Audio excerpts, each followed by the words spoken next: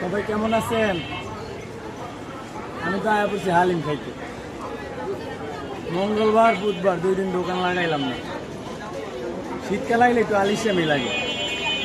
শীতকাল আইলে কাজ কামে মন বয় না, খালি মন চাই ল্যাপের তলে ঢুকতে থাকে। সকালবেলা ল্যাপের তলে, রাত্রে যেমন তেমন, সকালবেলা ল্যাপের তলে ঢুকলে আর উঠতে মন চায় না। সন্ধ্যার পরে বাইরে এলাম আমার কাল্লু ভাইয়ের দোকানে। এই যে হালিমের ডেক পাকায় বইটা থিয়ে দিছে, এই দেখেন, বুঝছেন? হালিম ডেক ভরা, বেচা কিনা নাই, এলাকা আমিও দোকান লাগাই দিই।